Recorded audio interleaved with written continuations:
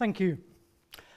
As I have looked at and considered human behavior, I'm intrigued by two different facts that I note. The first one is actually very obvious. The first one is that we are all very different, regardless of our background, where we live, and our belief system.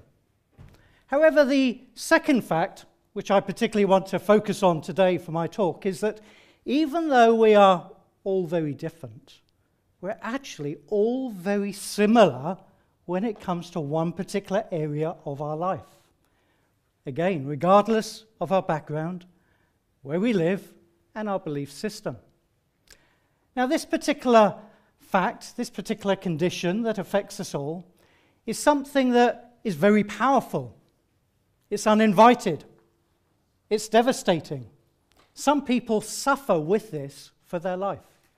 Some suffer with this for a season of their life. Oh, there are a lot of people who want to overcome this particular condition. And in fact, many people have started to overcome this particular condition.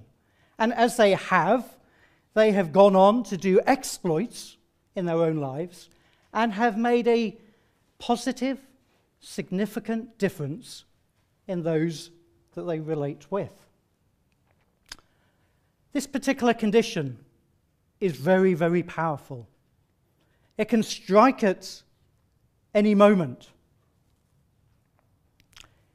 Totally uninvited. It can paralyze you. What is this condition that I'm alluding to today? Well, wherever you live in the world, it's often described by three words: self-limiting beliefs. How do self-limiting beliefs start? Maybe you have some. And I've looked into this. And what I've noticed is that often a self-limiting belief can start by an experience, by something that is said to us or over us. And then it begins to fester inside, and then ultimately it has an effect on our outward behavior in what we think we are personally capable of achieving in our own lives. I actually remember an experience like this back at school. One of the things that I didn't like doing at school was sport. Perhaps you can tell. And we had to go off and play football. That was something I did not like doing. I couldn't even say that football and I had a love-hate relationship. It was just hate, hate, and hate. Do you get the picture? I just did not like it. And to make it worse, every time we had to have a football lesson, we'd go out to the pitch, the teacher would call two people to be captains, and they would begin to call people to their own team. Well, I knew every time where I would be in that pecking order. You've guessed it, I would be last. Now imagine with me for a moment, you have a self-limiting belief.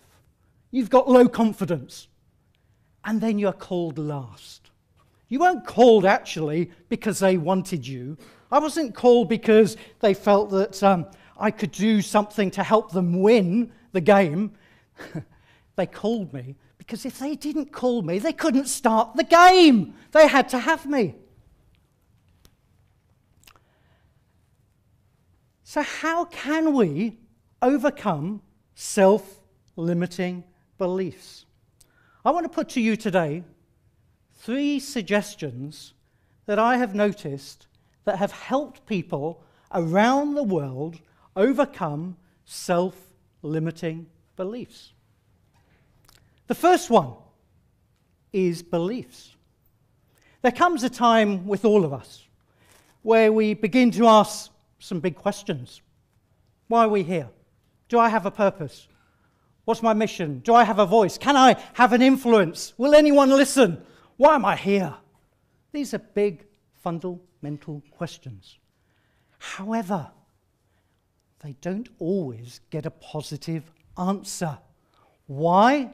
Because, if we're honest, we've all had setbacks in our lives. But those who have learned how to overcome self-limiting beliefs and have known transformation coming to them, they also had setbacks in their own lives. But what they did was they looked at those setbacks and they decided in themselves that their setbacks wouldn't keep them back. But a setback can be a setup to come back.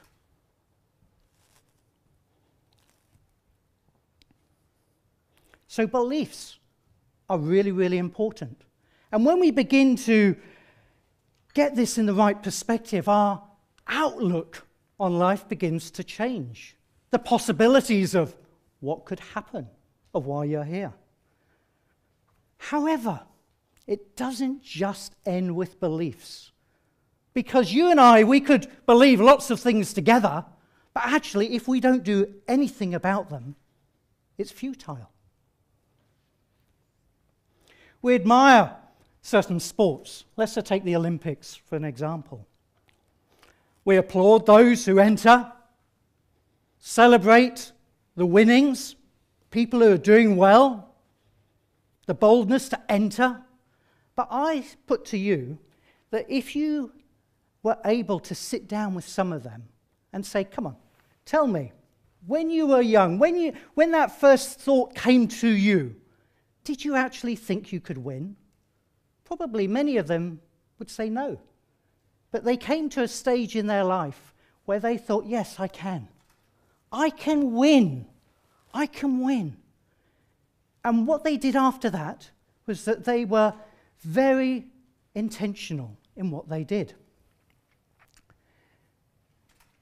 Intentionality is very key in overcoming self-limiting beliefs. Those in the Olympics, they don't have an opportunity or time to think small. They've got to think big. They are very intentional in winning. They are determined to win. They are very intentional. So first of all, beliefs are very important. But there comes a time in our lives where we have to do something about it. We have to be intentional about winning. We have to be intentional about doing something that perhaps we've never done before.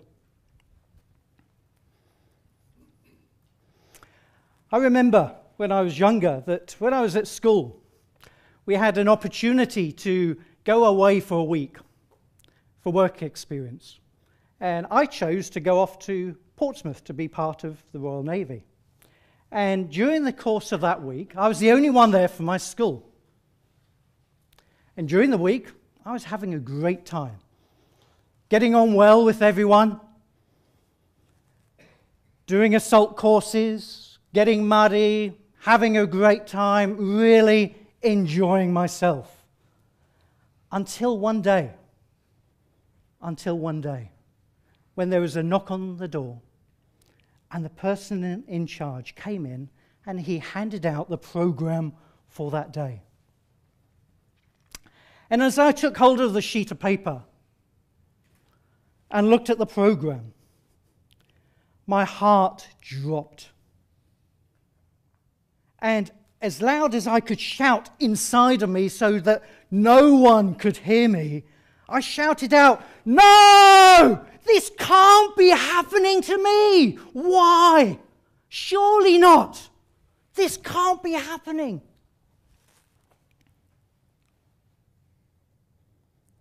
At 3 o'clock in the afternoon, we were down to play football.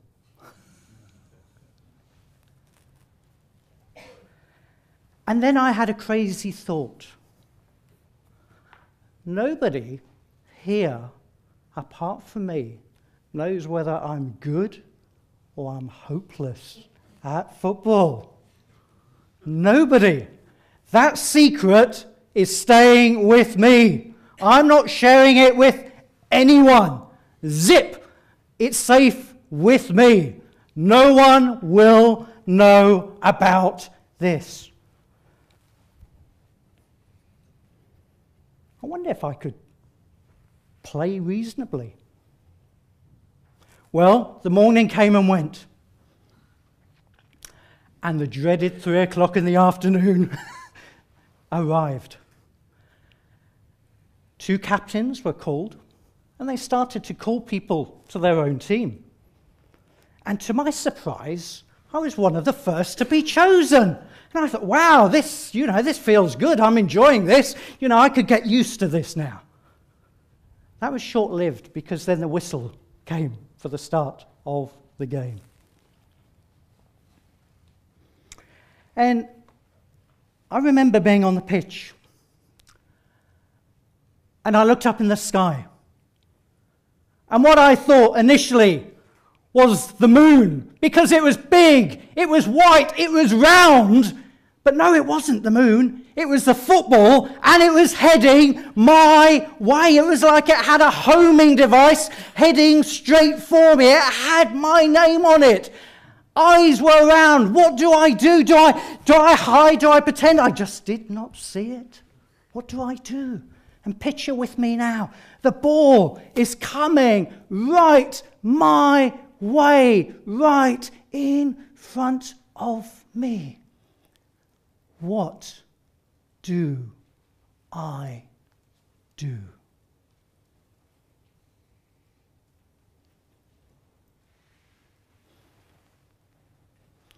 I'll tell you what I did. I took control of the ball. I took control of the situation. And I went down and I scored a goal. Yes! Well, the team ran over to me. Congratulations, well done, well done. So, that's all right, then that normally happens. I thought, wow, my goodness me. Who was more impressed, them or me? I was totally shocked. I tell you, there comes a time in life where our beliefs affect our intentions, and our intentions cause us to do something that we've never done before. So beliefs and intentions are very important in overcoming self-limiting beliefs. The third area I note with great interest is the area of growth. People begin to realize that actually there is potential within each of us. There's potential in each of us in this room. People begin to realize that actually the best could be still to come. There's a lot in here, but actually it's untapped.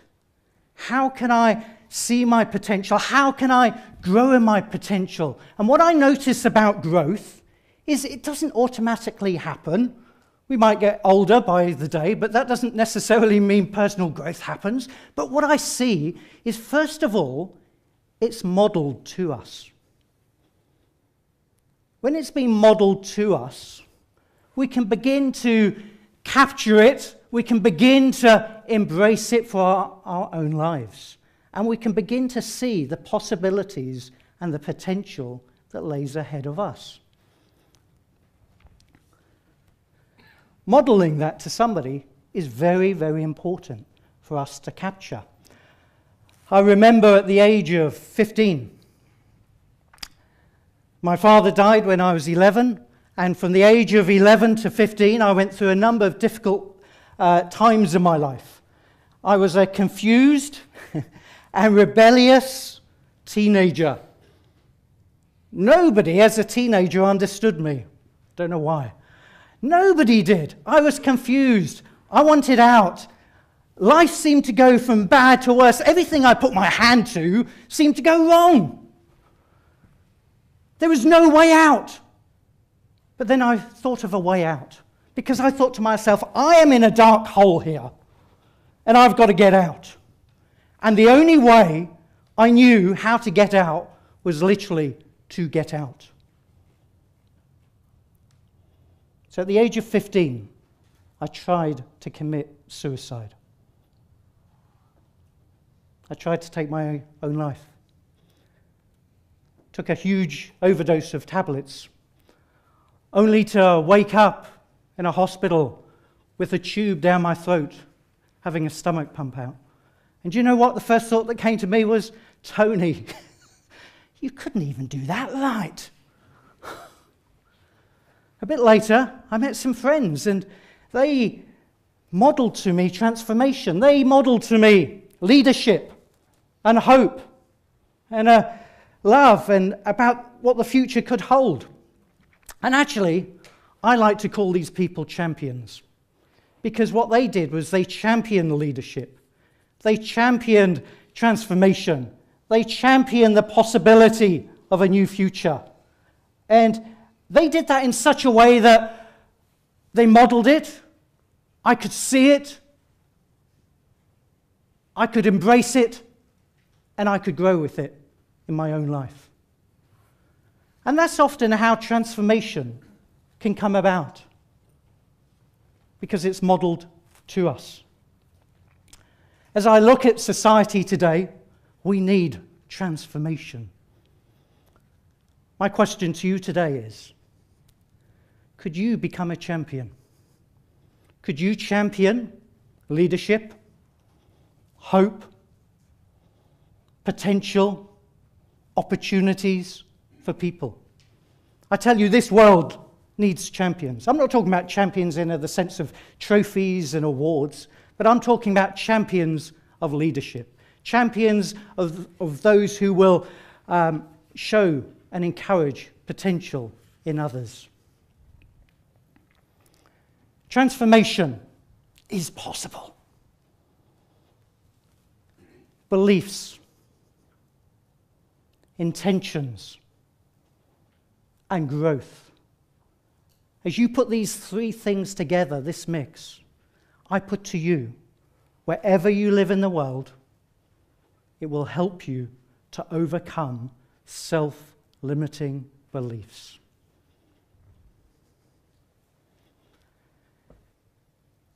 This is an idea worth sharing. Thank you very much.